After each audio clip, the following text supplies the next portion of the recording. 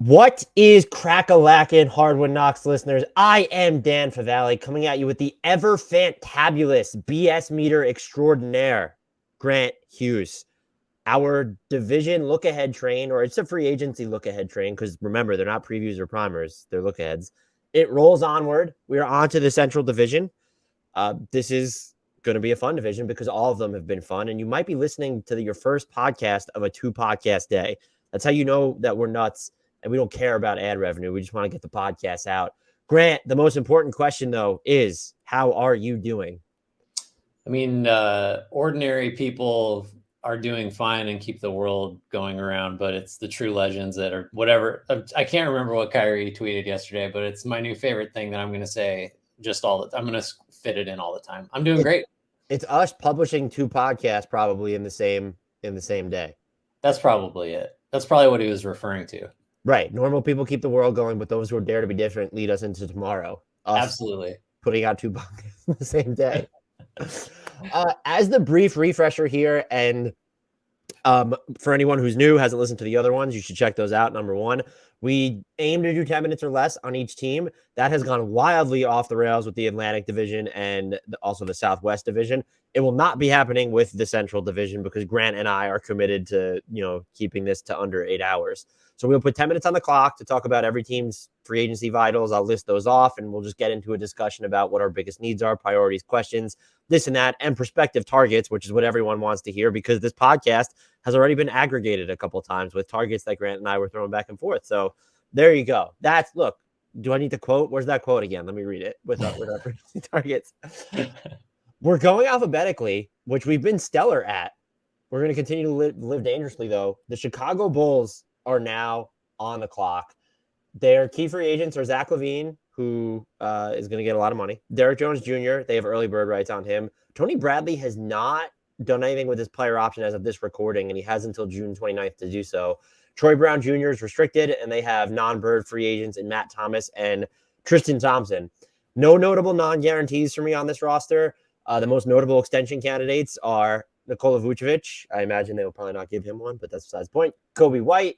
And then they have the Daniel Tice trade exception, which expires on July 7th. It's worth $5 million. Their best spending tool projects to be, even with a max penciled in for Zach LaVine, the non-taxpayer mid-level exception, valued at $10.3 million. Grant, what are you looking for from the Bulls? What do they need? What are you watching? What is just ruminating in your brain about Chicago? Just like the 30,000 feet view is, they're a playoff team and looked like more than that at points last year early on before it kind of went sideways, and that had a lot to do with injuries. And Lonzo Ball still, I think they're not sure. He's not looking great with that knee that was operated on. So you can kind of look across the roster for what they need help with, and it depends on how healthy Ball is, and Caruso can stay healthy this year.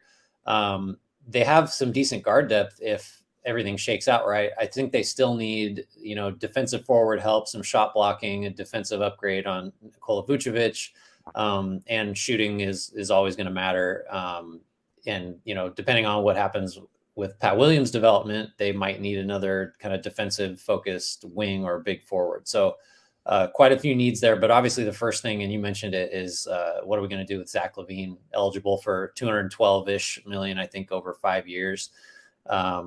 We've come a long way since we were making fun of the Kings for offering him 4 years and 70 or whatever. I vividly remember that. And boy, yeah, way wrong on that. Vucevic is also eligible for an extension, which is kind of funny to imagine that I don't think is going to happen. You could galaxy brain it and say they want to preserve a salary slot or whatever by keeping him at a certain number. But I would look to trade him as the first option if I had to choose between extension and doing something else. I mean, they're going to have like a decent number of targets because if you're looking for defensive forwards and wings that you're not super concerned about the shooting, you can find those.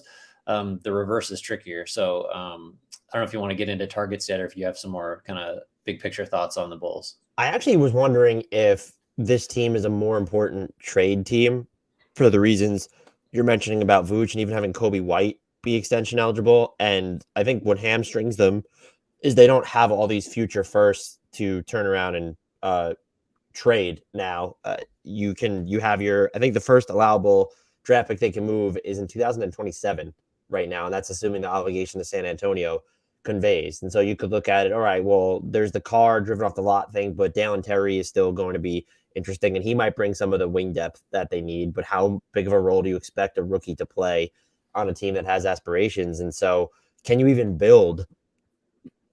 Is Patrick Williams have enough mystique to get you enough of an upgrade to where you're a substantially better team? And I know this has been billed as a Rudy Gobert team. I don't hate the idea, but I don't love the idea of Rudy Gobert and DeMar DeRozan in the same half-court offense. And Right. DeMar DeRozan's great, but the spacing could get a little wonky there, I would think. And then you go through what else they would need. The other thing is, how do you go from Vooch? I guess, is it easier to get an upgrade at this point? Is that a misallocation of assets to try and upgrade from Vooch at this point? I would argue that you don't need to go the Rudy Gobert route. It's if you want to get a different center, can Vooch be part of a larger trade where you're either breaking him up into different players, or is there just a different archetype of player that you like? If they really wanted, this is just an example, and the Kings don't need him, but Harrison Barnes, and there's a 3-team deal where you send out Vooch, and then you could just sign a big, you could sign a big on the cheap. That feels like the route they could go. The trade market also doesn't feel conducive to them making a move like that because, as I mentioned, I don't love Rudy Gobert for Chicago. They're not going to be a John Collins team. They're not a DeJounte Murray team. Maybe the trade market develops in some way that we haven't seen just yet, but they sort of need like the not superstar fringe star guy to become available who just makes a ton of sense for the roster. Yeah, I think, first of all, if in contrast to our takes on the Zach LaVine, his last deal, I feel like I was like right away and very vehemently against the trade that brought Vucevic over from Orlando, just because of the pick equity they gave up. It was like, let's cap ourselves at a 6 seed type of move. I was as well, and Bulls fans were pretty livid with anyone who was against it, but I think they're starting to. And that's not a shot at Bulls fans. Like Vooch was a really good player, but the amount they gave up for him was a lot. Well, and now here we are talking about like, well, how do we upgrade on the spot? So I just, because we have to send every center to the Hornets, like maybe, and not that Vucevic would solve any of the Hornets' problems defensively in the middle, but he would, be an upgrade over presumably Plumlee and or playing rookies. You could send him there. I think like something involving Kelly Oubre. Oubre is the type of, positional need I think that would make sense. But yeah, it just, again, like we're looking at ways to move the guy that you gave up 2 firsts to get not that long ago, which is a problem. The other thing you could do is Vooch plus smaller salary X for Gordon Hayward.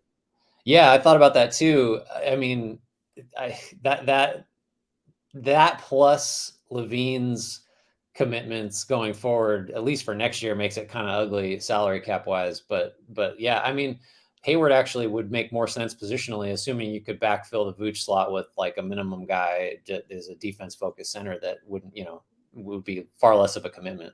I also don't know. It's tough for them to get to the money now for more mid-end trades since you're not going to move Lonzo and then Vooch is making 22, but Marcus Morris Sr., if he's not moved, maybe that's a name that they revisit in the middle of the year when presumably they'll have other mid-end contracts. Before I ask you about free agent targets, what do you think Zach LaVine ends up signing? I predicted the full 5 years with a player option is what he'll get. Yeah, I think that's the most likely scenario. And they should offer, if they don't offer that, like they just don't have. Zach LaVine's really good, and there are teams that would give him a max deal right now. And if I was just curious whether he might want to re-explore free agency in 25 when the TV money's supposed to hit, but he's had injury problems in the past and is coming off left knee surgery now. If I were him, I would take the full 5 years as well. Yeah, I mean, I wouldn't be surprised if they started without the player option and he said like, no, give me it. And that was a quick, you got it, quick negotiation. That feels like a sticking point that it's so far down the line and whatever. Teams always try to do that, I think, or should try to do that. But yeah, I think I kind of always view this level of signing through the prism of like, if you got to trade this guy in 2 years, how tough is that going to be at that number? And even with the decline in injury and athleticism concerns that are all sort of baked in there together, I don't feel like this is going to wind up being, a Russell Westbrook contract or like a, Tobias Harris, Blake Griffin. Like it's not that level, I don't think, of risk. And he's still, I mean, Tobias Harris is young too, but like deal only takes him through his early 30s. Any free agent targets that you thought about for them? I'm trying to think of guys that sort of fit the bill of, they're sort of like what they hope Patrick Williams becomes, and there just like aren't that many guys because what they hope Patrick Williams becomes is an extremely valuable player. Right.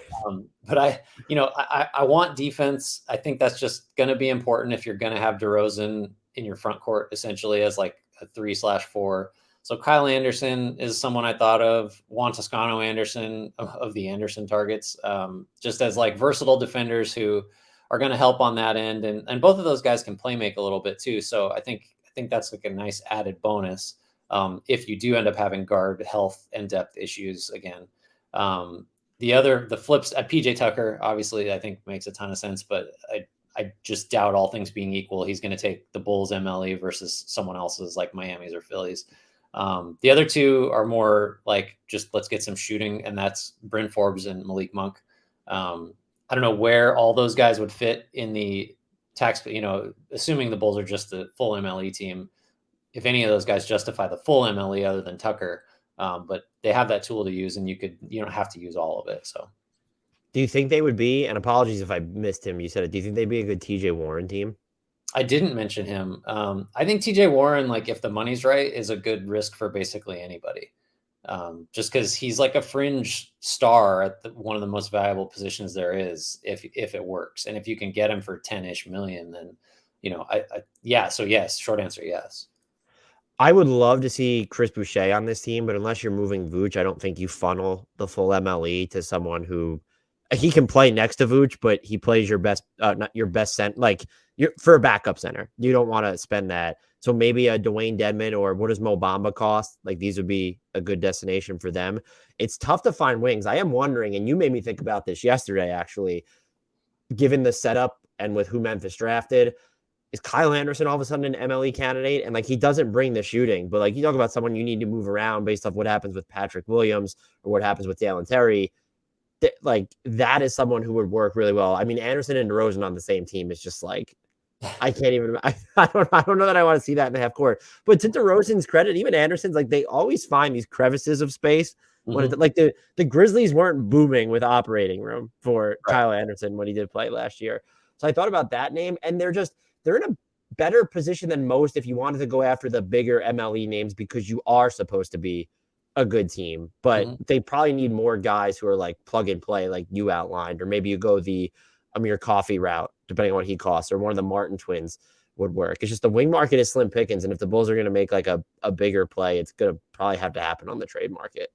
Yeah, I mean, you'd only do this if you could move Vooch, but you could look at, and again, I don't know if you want to spend the full MLE on a center that is really there to do limited things, but like I think Kevon Looney would make sense if you're trying to shore up the defense and add some switchability that Vooch just didn't have, which is again a priority with someone like DeRozan, where you're just kind of putting out fires sometimes.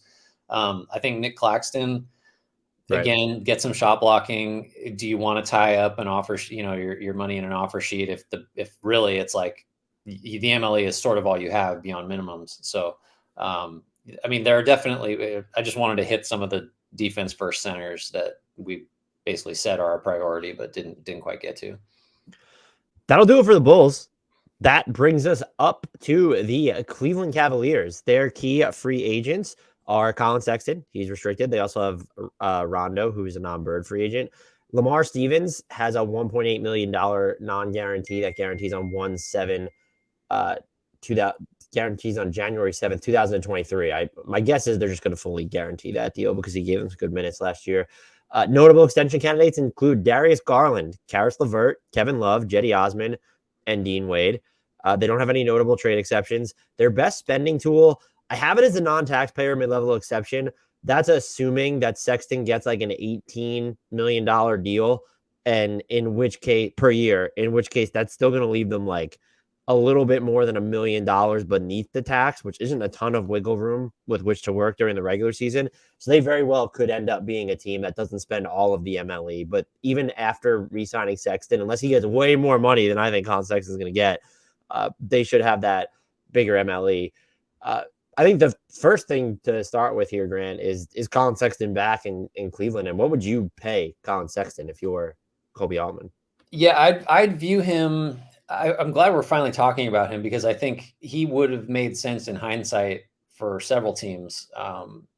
But I would view him as like a high end scoring six man, like really high end, because like he averaged 24 a game a couple years ago on good efficiency. But to me, that really just is what he does. I don't think he can be like a lead guard that facilitates offensively. I don't think you can play him, at the end of games necessarily, unless you've got really great defensive support. So Which Evan which Mobley and Jared Allen which might count that. yeah, which they might. So I think just in a vacuum, I don't like the idea of going over like, put it in the 12 to 15 million a year range. I think 20 feels like too much. But I do think Cleveland is a Cleveland is and isn't a good fit for him. Because you can't really play him with Garland, which is a problem, but you could, like you said, get away with him defensively because of all the length you have at other positions. So I guess I don't know. It's a coin flip. I'll just say I don't expect him to be back. Oh But wow. if there's the 12 to 15 million ish range, I think that's doable. Just because if you look around, I mean, we'll get to them in a minute. They're like a team like the Pistons that just wants some supplementary scoring can just spend on him. The Caps, Orlando like doesn't really have an efficient scoring guard on the roster. I'm like stepping on what we're going to get to later, but I think there are places that could justify spending a little bit more than the Cavs might feel comfortable doing. I would just pay him and figure it out later. I just don't know who's going to give him the offer sheet. And I'm under the impression that it'll be like, yeah, it might be 18. I think it'll be sub 20. And it's probably shorter term. I would imagine that he might want to get back into free agency sooner by like have the option of doing it. Mm-hmm. So maybe it's like a 2+1 or is it a 3+1, whatever gets him back for that 2025 TV money. I'm probably a little bit higher on his passing than you are, but I get like the conundrum of you have Darius Garland and Karis LeVert. Karis LeVert also might just be gone Yeah. after this year. You could trade him, and I would rather extend Colin Sexton than Karis LeVert. Like that is, I'm choosing Sexton over LeVert if that's the choice you feel like you have to make. There, like the other stuff with this roster that's super interesting is they really need. I don't know if it's interesting, but they clearly need shooting, and so Sexton would take care of some of that. And also, if it doesn't work out or you want to move him, unless his like deal is bonkers, he could become a trade asset like by the middle of the year with the money he's making. Do you expect Darius Garland though to sign an extension? I mean, if I'm the Cavs, I think I would do it. I think the numbers for him would be 5 for 181. I would you go 5 181? I'd do the same thing where I try to lock it in for the full because he's young for for his draft class. I try to get the 5 without the player option, and if he pushes back, then maybe we can negotiate there. But like just the leap he took last year, I think the way that he works for this team again because of I really like we haven't even mentioned his name yet, but I think Evan Mobley just sort of allows for you to build with what would otherwise be kind of imperfect players because Garland is undersized, but you can just sort of get away with a lot of that because of the defensive potential that Mobley is going to bring. And like, Jared Allen's no slouch there either. So I guess knee jerk, I would just go the full boat for him. Just knowing that like you're going to do that for Mobley too, almost certainly. And then there's your two guys basically, but I feel pretty comfortable with that. I'm with you, and I would do what you did. Try and get it. Like I'm so confident in Garland. Like I want him for the full Yeah. 5 years. I don't want that player option if I'm the Cavs, and so I would just expect him to sign one. They do need. I think their two biggest needs. I'm curious if you agree. Are they need? I don't know why I've been calling it this so much lately, but sort of an adult in the room playmaker to back up the Garland spot, like they had with Rubio last year. Maybe it's even Rubio again, although he probably doesn't come back till midseason. And then just straight shooting. And I think they're in a position with Mobley, if you're not going to trade Jared Allen, though we know that some teams kick the tires on him, where you can just do that irrespective of what they are on defense. Like just get straight shooting. If it's a matter of you have to sign Wayne Ellington and throw him out there and have him pinball around the half court, just do it. Yeah, I think Bryn Forbes is is one of the best shooters on the market. That's definitely one I think about. But then you're small again, so if you bring back Sexton or not, you're still dealing with some undersized stuff. But Forbes, you could stagger him a little bit and kind of figure out ways to make that work. Maybe you play him more with LeVert. I don't know. There's plenty of shooting. I actually did have Rubio coming back as one of my targets. I think that just makes all the sense in the world for the reasons you mentioned. They Yeah, get into like you get into trouble because you're not gonna. You have Garland, you have Sexton, you have Levert. You're not spending your MLE on that guy like that type of playmaker. And I don't even know if anything's available on the trade market to them. Could they get like like so you're not going to sign Tyus Jones? Like even if he was willing to sign, are you really spending that and then paying Sexton? Maybe they could get involved if the Nuggets are really trying to trade Monte Morris. He would be a great fit for yeah. this roster. But You know who's really fun that actually doesn't address almost any of the concerns, but is Gary Payton, just because the idea of him and Mobley and Allen on the floor together would be just like, I mean, what's your is your floor like a top 3 defense with those 3 guys playing major minutes? Like I just think the havoc that would create would be a lot of fun. But again, like Payton just isn't it? You're adding strength to strength instead of filling up, addressing weaknesses with that kind of move. I want them to punt. Look, they're going to sign Rubio, so they're punting on a half-season roster spot. And then I want them to punt on another half-season roster spot with Joe Ingles. Would be absolutely fun on this team too. He would make a ton of. I mean, there's your shooting and your adult in the room playmaking all in one. Assuming he's anything close to what he was when he comes back. I think my favorite free agent, and this is not an original thought. Well, obviously Amir Coffey would be my favorite free agent fit for him. I actually really think. And the 2 that I've circled. So Gary Harris, who probably fits everywhere, and they're still small with him, and he's not long, but like he can defend. He might cover a larger positional spectrum on defense than Isaac Okoro when you're looking at what he does on the ball. And Okoro's fantastic away from the ball already. And then I think, and I have a specific one. I'm not just saying the Martin twins. I think Caleb Martin specifically would be a great fit here after watching him defensively in Miami. And can he continue to knock down enough of his threes? He doesn't satisfy the lights out shooting. I don't know if Gary Harris does either, because he had like that 2 or 3 season span where he was injured and not hitting anything. But last year he looked really good. And so if you're able to get they are a team, I would roll the dice on like a full mid-level exception offer for Gary Harris. That seems high, but yeah, it seems high just in general. But I do think you're right that Harris is going to be a target for like basically everybody, just because maybe teams are offering him the mini MLE and you're able to go 7. Yeah, it's not but I would not hesitate to do that if I'm Cleveland. Yeah, another guy, the shooting is a little, at least at volume, is kind of suspect, but depending on what happens with Sexton, if you bring Sexton back, then no. But if you don't, and you're not committed to Levert long term, I think DeLon Wright makes sense. Just as a bigger backcourt counterpart for Garland, and that can he feels funny to call him like an adult in the room type, like you said, but DeLon Wright came in as a very old rookie, and now he's a full on veteran now. So I think that would be a decent fit there too. I kind of wondered if I had mentioned Wayne Ellington, but like, can you go get like someone who is just going to come in and chuck threes? And I thought about Matt Thomas is where I'm at. Like, and he's coming off a down season, but like, that's the minimum area. But are you that confident in your defense where you can do something like that? Just someone who's going to come in and fire up looks. Because I feel like they do need that guy. Yeah, I mean, Ben McLemore, if you really want to go like further down that road of someone that's just only going to come in and shoot, he's more than happy to do that based on his time with the Rockets. Yeah, so I mean, there's a bunch of different routes that they could go there. It'd be really funny. They're going to end up just signing like defense first people, though, is what's gonna wind up happening. So I think, look, I know their fans were disappointed in how some of their fans were disappointed. I went on a Cavs podcast. I did 2 of them, actually. We were talking about how some were calling for Bickerstaff to get fired after last year. It just, that team overachieved, especially relative to injuries. And I think they should spend the full MLE, excuse me. Like, they have the means to get better. A trade is different. The final thing I'll say is, for trade targets, I'm in big support of like, is there a Kevin Love, Gordon Hayward framework there? I know that Kevin Love, everything's good and hunky-dory in Cleveland now. Love doesn't fix anything in Charlotte except for the fact that it's a long-term salary cut since Hayward has 2 more years left. They could also, if San Antonio's really tearing things down, like, is there something to build around to get Josh Richardson here, who fits in line with the defense, not too much off the dribble work, but he can shoot well enough. Those are 2 names that I have circled for Cleveland, though, as trade targets.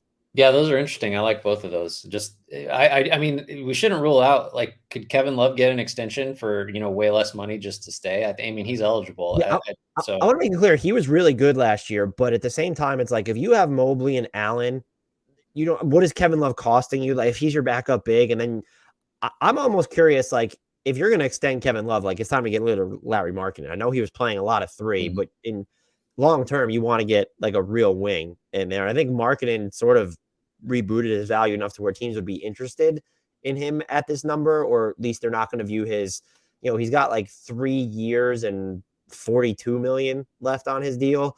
Or excuse me, 52 million left, where teams aren't going to view him as like this huge net negative. Maybe they'll view him as net neutral. And also, Cedi Osman's is basically an expiring contract because his final year is non-guaranteed. So there are a lot of stuff that they could do on the trade. And look, Karis LeVert's expiring. Like, that's someone who just might, if you have Sexton and you think he's healthy, that's someone who would garner interest from other teams looking for that secondary ball handler. Like, if Dallas loses Jalen Brunson, are they going to come calling for him? I don't know what you want. Yeah, Maxi Kleber would be great, but they're not going to give you Maxi Kleber. Imagine Kleber, Mobley, and Allen. Same offense, but that's same defense. We got to get Gary Payton in there if we're going to do that and just go all 4 defenders with Garland. So I think this is a sneaky team to watch in the trade market, was my point. And I don't know which direction they would head, but they're set up to do a bunch of different things if they want to. Let's get into, I feel bad sort of blowing through this team, but what we said about them was dated. The Detroit Pistons, they went from having like $35+ million in cap space to they eradicate most of it by taking on Alec Burks and Nerlens Noel after having already taken on Kemba Walker. And they were going to get to the 35 million number after having Kemba Walker's money there. But you get to Nerlens Noel, who is making 9.2 million this year, plus Burks, that's 19 something million. They still by the way, Troy Weaver says that they're excited to have both of them there. And I think both those players help and make things easier on some of the younger players, like not having to put as much pressure on Jalen Duren up front with Noel there. Burks is sort of another shot creator and floor spacer to help out with Jaden Ivey and Cade Cunningham. I think if you want to keep those guys, that's fine. But you do have cap space to go out there now if you're Detroit and continue to lean into shooting, maybe take some flyers on some wings. You're not going to be inflating offer sheets now at this point anymore. That's perfectly fine. I think what they did really, they had one hell of an offseason here. They picked up getting Jalen Duren, just sort of a center of the future prospect. In addition to having Ivy, not having to trade up to get Ivy, by the way, that is just absolutely huge. So that's going to be big time for them. I think having those 2 players in place, I'm stumbling because I'm trying to read something right now. But anyway, so Detroit is still above $20 million in cap space, I believe, if they renounce the rights to Marvin Bagley, who's a restricted free agent, but they can still renounce him. I don't know who that gets you. Like, it's $23 million getting Miles Bridges out of Charlotte. Is it getting Anthony Simons out of Portland? I do not think it would. But they can still do what they just did with the Knicks, where this time it was only 2 seconds, one of which was their own next year, I believe. So that's more power to them. This was smart GMing by them. They didn't need a ton of credit for what they did with Cade Cunningham last year. They got the number 1 pick. Congratulations. He was the no-brainer selection, in my opinion, to begin with. But they've shown some real chops this offseason alone. The Jeremy Grant trade was kind of panned, but that created the additional flexibility that allowed them to do all these things where you end up with, Jalen Duren being part of an extension basically of that Jeremy Grant trade because of the extra flexibility they had to take on Kemba. They already would have had that flexibility. I get it, but they've just done a lot of interesting maneuvering here. And the fact that they still have cap space after all they've done, they've loaded up on seconds. Punting on that Milwaukee first, I don't have a problem with, because you were getting a lottery pick now and filling a need in the process with what was the consensus best center on the board in Duren. I do know that some people thought Mark Williams was a little bit better. So near consensus. It's top 4 potential for Milwaukee. If Giannis is there, like, they're going to be incredible. So I default to that. You didn't give up a ton of value. And look, the Nerlens Noel, Burks, yeah, you're absorbing that money. Those are players you could use. Burks is coming off foot surgery. That's fine. He is a very useful player. He was overworked by the Knicks and still came up with some big 4th quarter moments for them in 2020, 2021. I thought fans were too hard on him last year, just with the scope of his role and then the makeup of the rest of that roster. I like his fit in Detroit. And those are players you could turn around and probably move for more 2nd-round picks, depending on what other teams could potentially want from them. Like, Nerlens Noel was one of the most underrated players in the NBA for 2020, 2021. Didn't have as good of a season last year. I think that has a lot to do with the way the Knicks run their front court. And Detroit's built to be a little bit different now. When you have Ivy and Cunningham and Sadiq Bey and even Burks in the fold, you can play 4 out around your bigs at this point. That helps Noel. That should help Duren.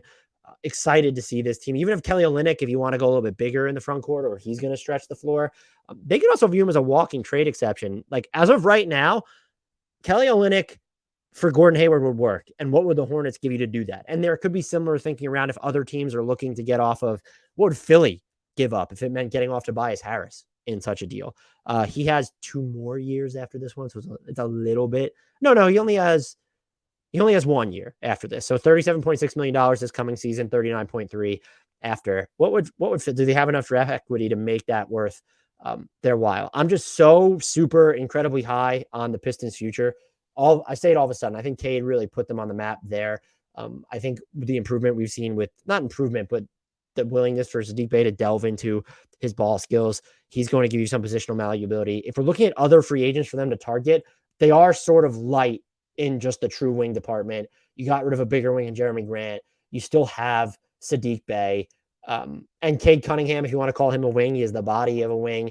If you're going to keep, I know they declined the team option on Frank Jackson. I haven't seen anything on Hamidou Diallo yet. I'll double check that as we're recording this because that deadline was actually tonight. So they picked up his team option. So you have Hamidou Diallo, but he's not 6'5". Like he's not this bigger wing. So you could go that route, or you should go that route. And so what you're set up to do now, we mentioned this the first time around, is can you inflate the value of contracts for veterans that maybe want to go somewhere else, but they're willing to come for you to 1 or 2 years because you can give them a windfall that's going to exceed what they get for 3 or 4 from another team. Gary Harris still on the smaller end. He would absolutely work here. I liked Victor Oladipo for them at first. I don't really anymore following the acquisition of Alec Burks. You could go, a trade for Kelly Oubre Jr. doesn't do a lot for their shooting, but Amir Coffey, I would love him here. Can they be a TJ Warren team now? He would be borderline perfect for this squad. Otto Porter Jr., maybe not enough of a true wing. That's another name they could look at. I think I'd probably prefer Caleb Martin over Cody Martin for this team. Would make a lot of sense. What does it take? Like, would a Joe Ingles, who won't play in the middle of next season at the earliest, or a 35-year-old Wesley Matthews, did they just consider joining the fray with a young team if you can guarantee them some playing time? The wing market, again, to reiterate, is just so slim, but the Pistons are built to do basically whatever they want in here. And if they want to skew all defense, and not care about shooting because they're just going to bank on the skill of Cade and Jaden Ivey, that's fine too. Maybe you take a look, if Derrick Jones Jr. is available for the minimum, you could go that route. But I think right now they need to be thinking wings. PJ Dozier could be a good one.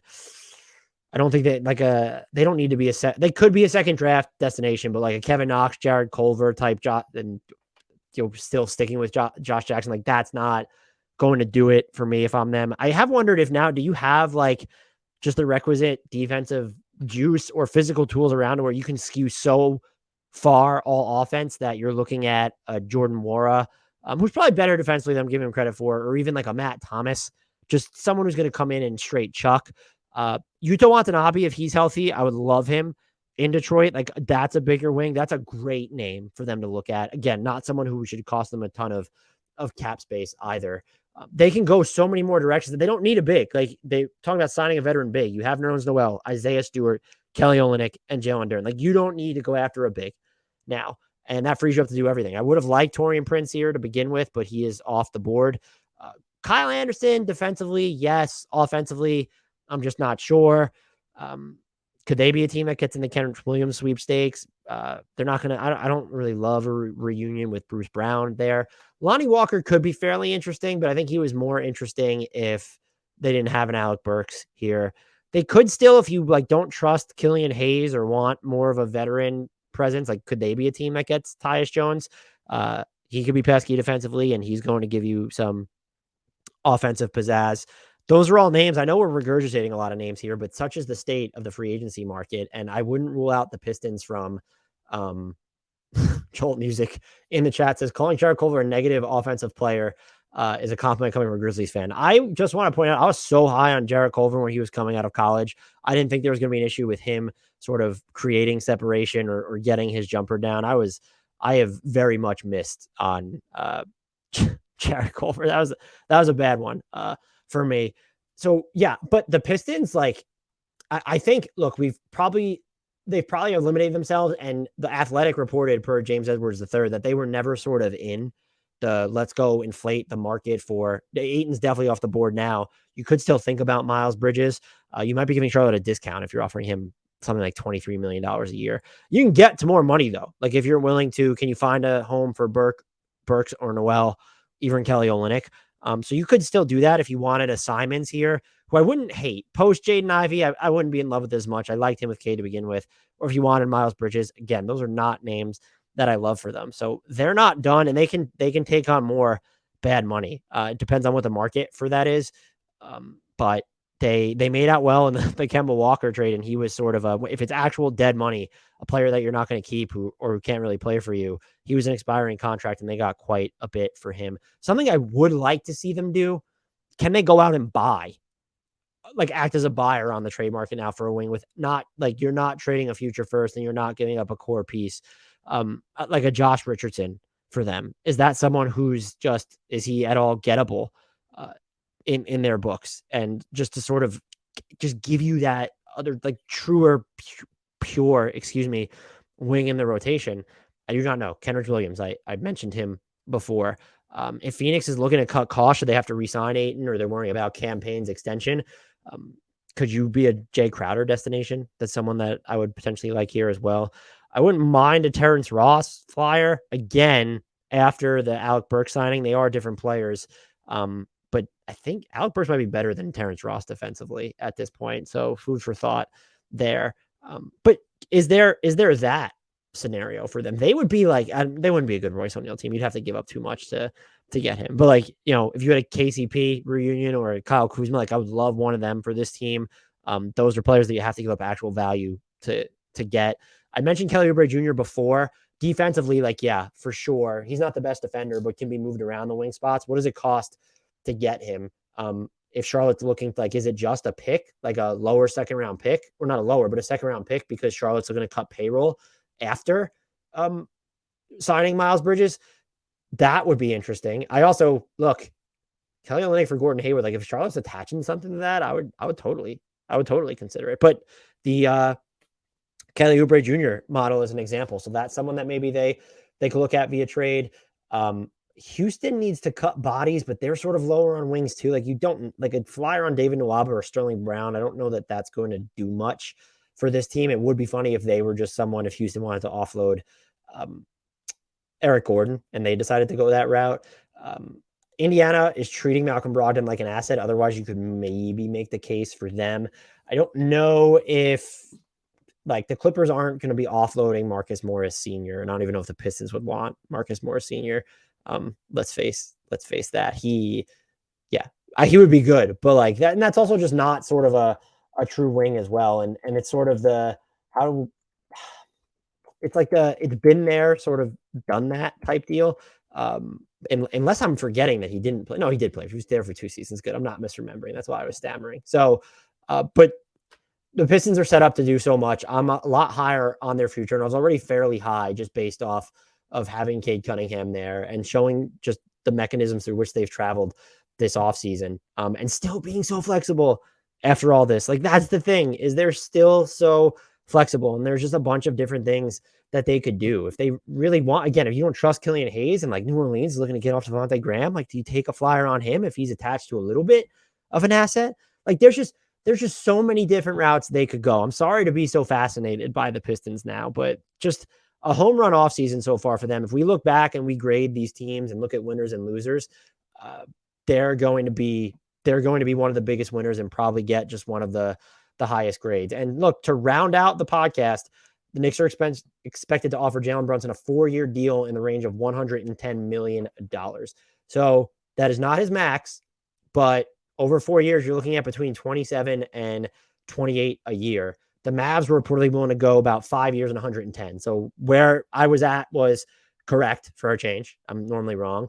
The Knicks are giving Brunson over 4, what the Mavericks were willing to go essentially over 5. That is a big difference for Jalen Brunson. Gets a more prominent role. Don't love the fit. Thank you for everyone who, Jolt Music. Kuzma would be awesome for the Pistons.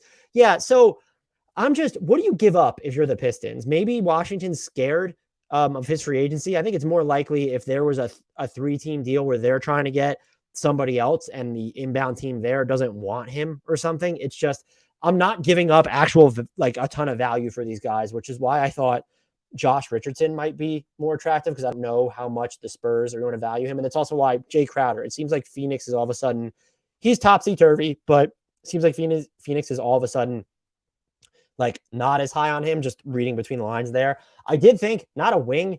Would you hate Doug McDermott with the Pistons? I don't know that I would hate him. Like maybe there's some overlap. There's not overlap with Kelly. Like you want a shooter, like a movement shooter and some guy who could finish off cuts. He'd be interesting. I don't know. Are the Spurs looking to get off his money? I have no idea what the Spurs are doing. I am so just freaking enthralled about the San Antonio Spurs, because I want them to keep Murray and go hard after like an Anthony Simons in free agency. They apparently would prefer me to cry though. So thank you, anyone who stuck with me. Pistons fans, I hope that you enjoyed what was an abbreviated look ahead here. We did go really deep, but I tried to recycle some of the free agency targets we talked about. I didn't release that pod yet. They blew it up. We were talking about what they might do with their 35 plus million in cap space. And now they still have the ability to get to 23. Just a hell of an offseason from you guys, your guys, whatever you refer to the front office as. I'm not sure if I'm that excited to see how the Indiana Pacers offseason plays out. Key free agents: Ricky Rubio, TJ Warren, Jalen Smith, and Lance Stevenson, who's a non-bird. Notable non-guarantees: O'Shea Brissett is a $1.8 million team option. They should have picked that up 8 years ago. Dwayne Washington Jr.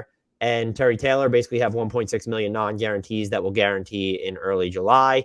Notable extension candidates on this team: Miles Turner, Buddy Hield, Goga Batadze's apparently been in the league for 3 years already. They have some notable trade exceptions too that if they wanted to use cap space, they need to renounce. But Doug McDermott, 7.3 million, expires July 7th. And then the Jeremy Lamb trade exception, 10.5 million, that expires February 8th, 2023, right around the trade deadline. Their best spending tool, if they want to get rid of those trade exceptions, would be 25 plus million in cap space. They are not being talked about as a team that could go out there and try and inflate the value of free agents, which I do find not odd, because Indy's not a free agency destination, but like you could make a case that Miles Bridges, DeAndre Ayton, or Anthony Simons are all good fits there. Ayton predicated on, okay, well, what's happening to Miles Turner? The last note on them, though, is there was the report right around the draft. I think Woj said it, that they're looking to reshape the roster and actually rebuild with Rick Carlisle there. And so that means Brogdon's gone. That means Miles Turner should be gone probably as well. And that, I don't know, makes it less likely that you use your cap space to be aggressive on some of the younger guys in free agency. Maybe they're more of a cap space dumping ground.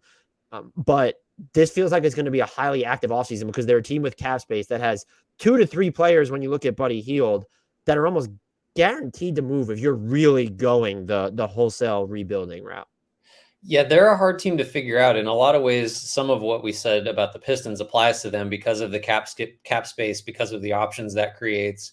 A difference, though, is that, like you said, there are some real tradable pieces that, are on decent numbers contract-wise with Turner, Brogdon, and Hield that, you're not sweetening those, I don't think, to get off maybe any of them. Maybe Hield. I go back and forth on Brogdon. 3 years, 67.6 is like the idea that they were going to get a lottery pick for him, like the Wizards at 10 or the Knicks at 11. I mean, I know it's the Knicks, but it's the Knicks, but that's like, what are you giving up for Mal? I would give up expiring salary if I really wanted him, sure, or shorter contracts, I guess. But would you give up a first, like, let's say a top 18 protected first rounder for Malcolm Brogdon? I mean, it depends on how desperate I am for help at that position. I mean, the idea of Brogdon, when healthy, is a really good player. I mean, he's a starting caliber combo guard that just, if healthy, has been Brogdon when healthy is, the white. It's like, The thing though, like that relates to, so it's hard to pin down. Like, they've said they're leaning into the rebuild, and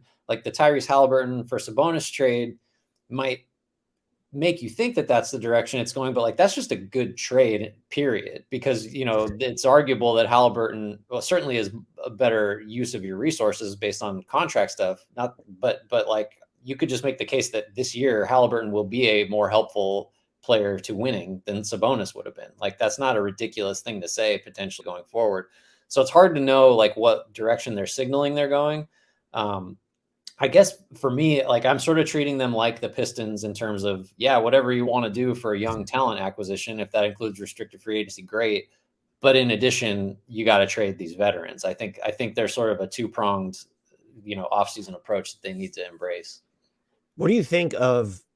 I think my most favorite Anthony Simons destination, aside from Portland, I'm not even sure if Portland's my absolute favorite destination for him, but is San Antonio if they keep DeJounte Murray, which our Yeah, podcast nearly blew up on the Southwest Division is after we recorded it because I of know. I once know. Jake Fisher said that he's hearing the same thing and the Hawks thinks it's close. I'm like, fuck, Jake Fisher said it. It's over. The Pacers, like, is that even if you are rebuilding, he's 23, is that not enough? I consider Halliburton as someone who can develop into a lead playmaker, but do you view Simons and Halliburton as not enough, maybe lead ball handler, playmaking types to make that your sort of backcourt of the future? Yeah, I mean, Halliburton averaged over 9 assists when he was with the Pacers last year. So I think, and he's a And his great lob ISO thrower. offense for them was pretty good too. Yeah, I think I don't have any real reservations about giving him the ball, especially if you're rebuilding and just like get these reps and see what happens. Simons is a tricky fit, like everywhere except next to Murray, because there's your defensive counterpart just fits perfectly. And so I don't know how much I like him and Halliburton together, but like I actually do kind of like Halliburton and Ben Matherin, because you've got the off-ball guy running around shooting that's super athletic and strong and could project physical tools wise to be a really good defender. And Halliburton is your like finesse shooter playmaker. I like on the ball stuff. I like they seem to me as kind of the lonely projectable cornerstones, of the Pacers that I don't want to mess with. Do whatever else you want to the roster, but I like those two together pretty well. I'd probably steer clear of Miles Bridges unless you're going to keep Miles Turner. I just feel like you're going to need like a really good five. What have you made of and there would need to be actually, there wouldn't need to be other moving parts involved. What have you thought? And they're probably, I'm sure Phoenix would want, what have you thought about the DeAndre Ayton sign and trade for Turner sort of framework that's been out there? Yeah, I kind of like it. I guess I have reservations about giving Aiton the max if that's what we're talking about to do this. But in terms of like a return for Turner, I don't think you're going to do better. Like if the reason he's still on the roster is people were concerned about the post surgery, we won't give up a first for him. I mean, getting the number one overall pick, who's averaged a double double every year of his career, has held up, in against the switch heavy demands of playoff basketball. I think Ayton and the idea of Ayton and Halliburton together is very appealing to me as a pick and roll combo.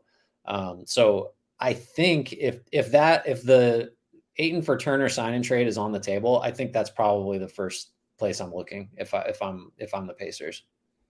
Are there any free agents who wouldn't cost a shit ton of money that you think make a lot of sense for the Pacers? That's harder. I mean, I really did have them kind of going big fish first and then kind of working the rest out later. I don't know, like really like TJ Warren coming back seems semi unlikely, but depending on what kind of roster you're trying to build, bringing him back in, if assuming the Pacers know more about his sort of medical prognosis than anybody. And you could technically view him as, if you're not going to save your cap space, maybe as a human trade exception. If you're Yeah. spending it elsewhere and then you have him on a short-term deal and he doesn't fit your timeline, but teams would want him if he's healthy for sure. Yeah, I think almost every guy they consider signing should be with an eye towards what might we be able to flip him for at the deadline, just because you're preserving your optionality if you want to add veterans that could help you, chase the 8th playoff spot or 10th, I guess now, or whatever. But preserve the opportunity to just like really, really go full tear down, like partway through the season. So like someone like Gary Payton threads the needle. I'm going to just keep mentioning him because I like him next to Halliburton. And then as long as he stays healthy, and if the Pacers just aren't any good and they don't want to be any good, you could definitely trade him to a playoff team, because he just proved like in the postseason, he's going to be able to stay on the floor and make a difference. I had them I think they just probably need to whatever. It's without knowing what happens with Turner, Brogdon, it's so hard to pin because they're going to need a big. Yeah. And if they're moving Turner and it's not for DeAndre Ayton, all right, who's that big? You have Isaiah Jackson and Gogo Batadze. You're going to need another one. I had Kyle Anderson penciled in for this team as just he's not going to ruin your timeline, even though he's older for it. And you just need like a bigger body to move about like the 3 and the 4 spots. I know he's mostly a 4 now. Doesn't provide much in the way of shooting for them. But if Buddy Hield is still on this roster and Brogdon and Halliburton and Turner are still on the roster, if you're looking to just thread that needle, like see what you like have for the start of next season, that's the play. And you have the cap space to be like, all right, like fuck it, we can give him a little bit more than non-taxpayer MLE over a shorter term. Maybe he takes it with the promise of a bigger role. I just don't know. We went through the restricted free agents, but there aren't even like a ton of interesting, cheaper, young free agents in this year's class. Like I thought about Jordan Mora for them would be like fairly interesting. Jalen Noel, if Minnesota declines his team option, I'm not sure what they're going to do with that. But it's just like that's how barren the market is right now. So they could be, maybe I don't want to say a lower end Kyle Anderson, but better stopgaps could be Juan Toscano Anderson, who's just cheaper, and you know that you can move him around the positional spectrum. I just don't know what they're gonna. I just don't. I feel like this is, if I had to predict, and this is kind of where I guess this conversation needs to head. I think both Brogdon and Turner will be traded this summer. I think this is the offseason that they take the stick of dynamite in full. The Sabonis, I know there's been other reports, but the Sabonis trade showed me that they're willing to do something seismic. Yeah. And I think they follow through with it this offseason. I think I probably agree. What do you think? I mean, this goes the total opposite direction, but what do you think about a deal built around Gordon Hayward and Miles Turner? Everybody loves the homecoming angle, but certainly Charlotte would, I think, solve a lot of problems doing that. But is it just a question of how much sweetener do you need coming from Charlotte? And because look, Turner's expiring too, so it's not like you can really ask for the moon just to take on Hayward's money. But have you thought about that at all? Have you seen that? Or what are your thoughts on that? Yeah, I've thought about it, and I just don't know what does Charlotte include as a sweetener at this point, because the Hayward money, and there's a chance like he makes you too good to maybe be where you want to be, but his fit on the roster is genuinely intriguing. And then from Charlotte's perspective, and this is the problem I ran into with Phoenix, they don't want to pay Ayton, and they don't seem like they want to pay any big more than like 20 million. Turner's not necessarily gonna be cheaper. He'll be cheaper than Ayton. I don't think he's getting the max, but like that's probably someone who's still getting 20 plus, I would guess, unless something drastically changes. So I don't know how Charlotte would value him. I think the more popular framework has been, does Kelly Oubre Jr., PJ Washington, and something get you Miles Turner? And even then for Indy, it's like, well, Oubre works, like could definitely fit on. I don't know. I feel like Rick Carlisle, he's someone Rick Carlisle might strangle, but you're doing that trade for PJ Washington and then the something. And is that enough for Miles Turner? If and when he gets traded, I'll be fascinated to see what his value is, because it feels like that there's been division there with him for quite some time. It's very much complicated by the fact that next offseason, if Turner plays well, like we already talking about him as a big that fits a lot of places just because of the stretch and the shot blocking. Like you really might be renting him with the best outcome being you're going to have to pay him close to 30 million a year to keep, because I do think there'll be a pretty robust market for him if he's not terrible next year.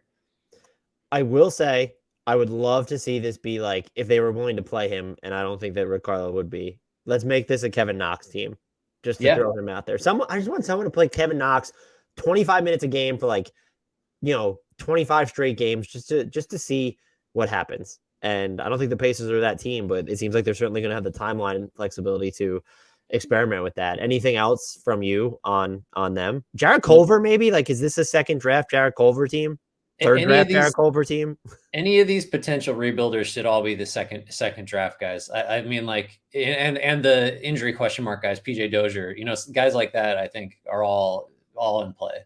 Troy Brown Jr. would be possibly interesting here. Definitely not enough of a proven, like his shot selection would probably not be, it's not great, and he's an unproven shooter, but yeah, I'm with you that they should be among the teams that are looking for these second draft guys. The final team in the Central Division, which could end up being like incredibly fascinating or not fascinating at all, depending on how you look at it. Their key free agents, Serge Ibaka, Bobby Portis has a player option that I don't think he's declined as of yet, but they have early bird rights on him and he's expected to return. Jordan Mora, early bird restricted free agent.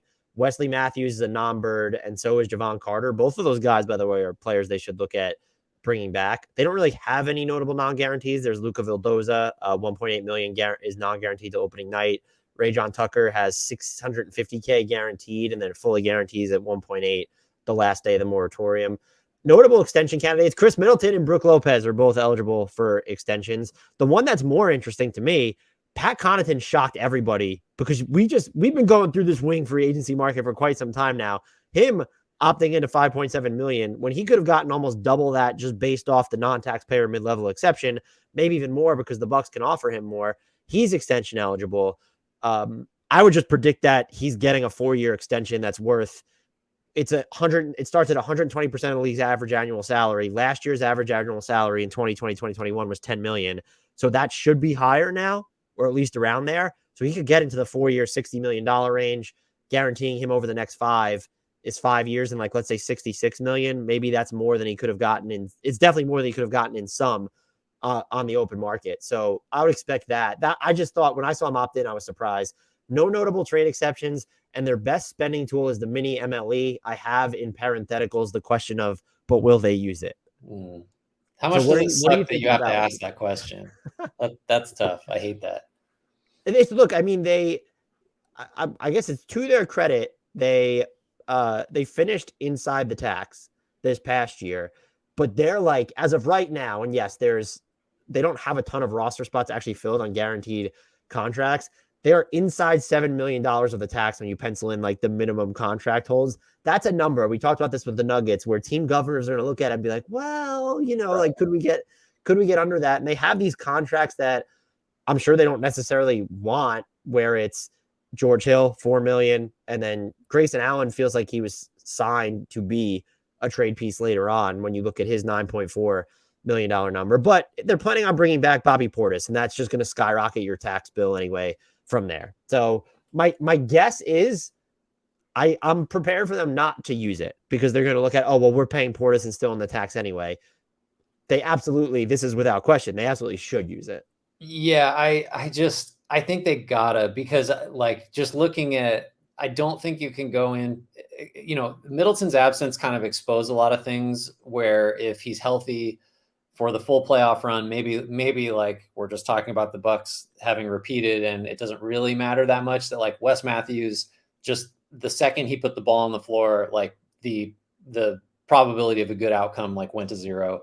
Like Grayson Allen, I kind of got bumped out of the rotation for defensive reasons. Like Connaughton just can't be your only reliable reserve rotation level. I will say Wesley Matthews was probably too important to the Bucks last year. That's what I mean. He held up a lot better defensively than I thought. Someone who didn't begin the season on the roster. Shout out to the Lakers. I don't know why they why they didn't resign him, but please carry on. I apologize. No, that's just it. He was too important. Like you can't. That's not what you want as a title contender. Again, maybe it doesn't matter because everybody moves down the pecking order if Middleton is healthy, and you're not having to consider like, wow, we really got Allen and Matthews out there together. Like this is not a solid title winning team. So the taxpayer mid-level, I don't know if it gets you the types of guys they need, like your Gary Harris, your Daniel House, you probably would get. Otto Porter, don't think so. Otto Porter is have his name written inside a heart for the Bucks and other teams, but like Otto Porter is like the perfect free agent. If he's only costing the mini MLE, the Warriors better be resigning him. Yeah. But maybe I think they can probably promise him a bigger role in Milwaukee. I also think you've noted that Otto Porter's ideal role is not a bigger role. It's what the Warriors were able to do with him this past season. Right. Yeah. I think there is major downside risk with him, and positionally, like Porter really is a 4. So I love the idea of like Giannis and Porter, as a center power forward combination. But if you are going to commit quite a bit to Bobby Portis, I think you can correct me. I think because they've got early bird, they can start a new deal at around 11 million a year. So I mean, like that's a decent commitment. He's played well for them. Unless you're going to trade Brooke Lopez, which maybe we can talk about, how likely that is, how effective that'll be in getting talent you need. It's kind of harder for me I love Porter almost everywhere. I think he would upgrade the team, but like he's a 4. And I don't know if that doesn't feel replacing, say, Wes Matthews with Otto Porter. I'm not sure changes a ton, just because I don't know how well Porter is going to hold up against wings defensively. It doesn't. I think it improves your playoff lineup packages to when you probably need to downsize more with Giannis. No doubt, no doubt. What do you think about? Do you have other targets? Do you want to talk about Lopez? Because if we're going to improve the roster via trade, like he's pretty much the guy. Yeah, the targets I had would be Amir Coffey was on there. I had Daniel House as well. This would be a great TJ Warren team. I actually, now I'm thinking about it, maybe you mentioned him. So yeah, it's like the same type of guys. I wouldn't mind if you were looking for like we're talking about the idea of Otto Porter, just go for the minimum guy and want Toscano Anderson. Let's just continue pillaging Warriors free agents, and we'll go with Damian Lee, who I just feel like the way he moves off the ball and can shoot and is better defensively than a lot of other minimum, I would argue minimum, like he's going to be better defensively now than Kent Bazemore is my point. So that, like, I would look at that. But yeah, I don't think they would, this dovetails with this. I wanted to know if one, you thought they were going to offer extensions to either Middleton or Lopez. I think Lopez, the clear answer is no. Middleton is eligible for a 3-year, $152.5 million extension or 4 years and like $200 million. It doesn't have to be the full. Would you offer the 3-year one? I might do like a Kyle Lowry level thing from a couple of years ago where you're going 3 years, but you're staying under 100 million total. I don't or 3 years, 100 million flat. Like, yeah, I'm not offering Chris Middleton a 3-year max extension. I love Chris Middleton, but yeah, no, and his game theoretically should age well because it's not really based on athleticism, and he's always going to be able to shoot. So he does probably have plenty of leverage based off what happened after he got injured in the playoffs. For sure, yeah. There's no doubt that he can go to them and say, "Look what happens when you don't have me."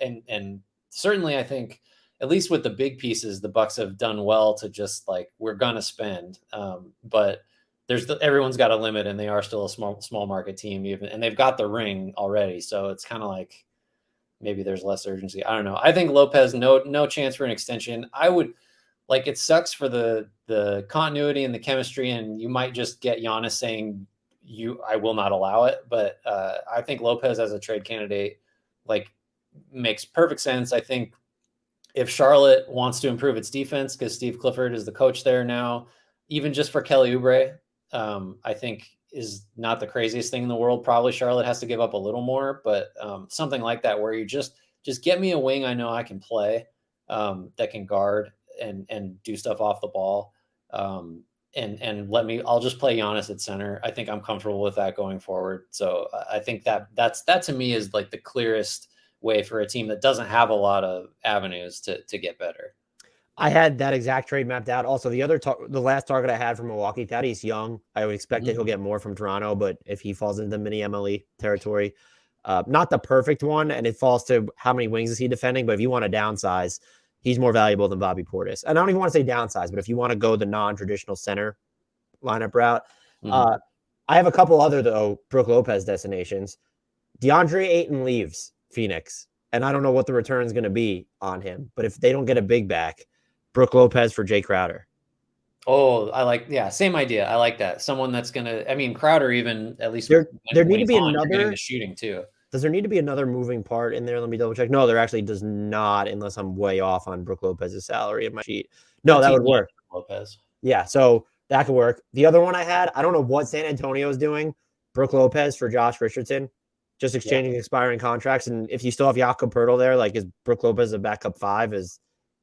I don't have a problem with that. Yeah, no, I like that. Yeah, you just got to go big for a wing, which is even a combo forward, which is extremely hard to do. Right. Anything else for you on this team? While I do think the depth needs to come in the form of probably, I want to see them get another wing, but they could use like a backup guard who's the upgrade over George Hill. Maybe that's just Javon Carter. They just need depth though, to help them navigate any potential absences or minutes where they don't have their full stable of star power on the court. Yeah, I don't have any other specific targets. I agree with what you said there. This was great. Thank you, everyone who made it this far, for listening. We did it in under an hour, so we're kind of on the pace that we're supposed to be. Please remember to rate, review, and subscribe to this podcast wherever you get your podcast. Subscribe to us on YouTube. Join our Discord, the links to which are in all of our descriptions. Follow us on the socials. Grant is Podcast Description Social Account Official. It took me longer to say that than to just tell you to follow at GT_Hughes. Until next time, we leave with a shout out to the one, the only, the free agent who actually wouldn't be a bad fit on any of these 5 teams in the Central Division, Frank Ntilikina.